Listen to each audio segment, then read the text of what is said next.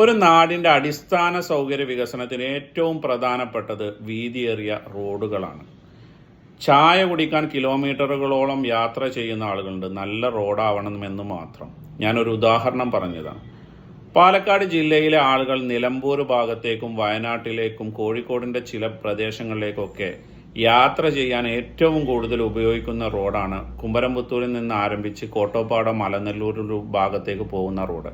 ആ റോഡിൻ്റെ വികസന പ്രവർത്തനം നടന്നുകൊണ്ടിരിക്കുകയാണ്.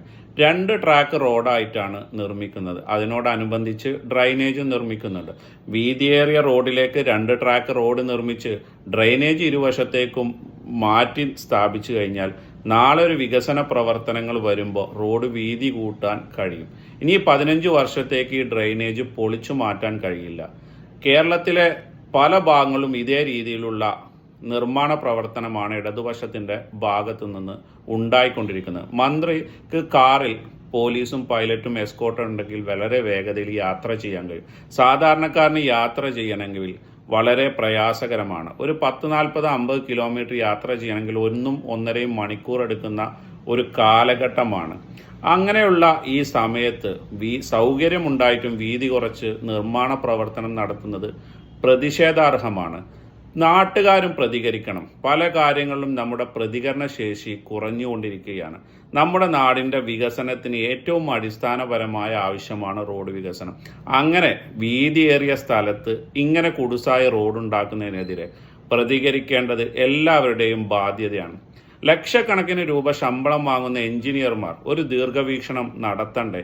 നമ്മുടെ നാട് പുരോഗതിയിലേക്ക് എത്തണ്ടേ? നമ്മുടെ കേരളം വിട്ടുകഴിഞ്ഞാൽ പല നാടുകളിൽ പോലും വീതിയേറിയ റോഡുകളല്ലേ. വിദേശത്തൊക്കെ പോയി യാത്ര ചെയ്യുന്നതിൻ്റെ സൗകര്യത്തെക്കുറിച്ച് വാദോരാതെ സംസാരിക്കുന്നവർ നമ്മുടെ നാട്ടിലും ഇത് കൊണ്ടുവരണമെങ്കിൽ ഒരു ദീർഘവീക്ഷണം നടത്തണ്ടേ? പ്രതിഷേധാർഹമാണ് കുമരംപുത്തൂരിൽ നിന്ന് തുടങ്ങി അലനല്ലൂരിലൂടെയും കോട്ടോപ്പാടത്തെയും പോകുന്ന റോഡുകളുടെ നിർമ്മാണം.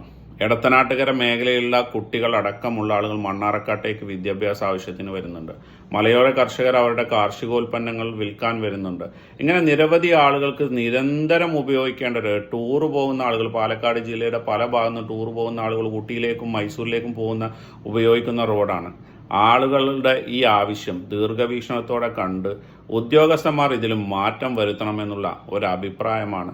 നിങ്ങൾക്ക് ബുദ്ധി വളരൂല ഇടതുപക്ഷത്തിന്, അതുകൊണ്ട് കാഴ്ചപ്പാടും ഉണ്ടാവില്ല, നാട് വികസനമെന്ന് ആഗ്രഹവും നിങ്ങൾക്കുണ്ടാവില്ല. പക്ഷേ ഈ കുമരംപുത്തൂരും തുടങ്ങി ഒലിപ്പുരയുള്ള റോഡ് വികസനം വീതി കുറച്ച് നിർമ്മിക്കുന്നത്, അതിനോടനുബന്ധിച്ച് ഡ്രൈനേജ് 2 വശത്തേക്കും മാറ്റി നിർമ്മിക്കാനുള്ള നടപടി സർക്കാരിൻ്റെ ഭാഗത്തുനിന്ന് ഉണ്ടാവണം. അല്ലെങ്കിൽ ഈ പ്രദേശത്തേക്ക് ദൂരവ്യാപകമായി വരുമ്പോൾ ഒരു 4-5 വർഷം കഴിയുമ്പോൾ അവരുടെ റോഡ് സഫീഷ്യൻ്റ് അല്ലാതായി വരികയും അത് പ്രയാസം സൃഷ്ടിക്കുകയും ചെയ്യും. അതിൽ ഒരു പൊതുപ്രവർത്തകൻ എന്ന നിലയിൽ വലിയ പ്രതിഷേധം നിങ്ങളുമായി പങ്കുവെക്കുന്നു.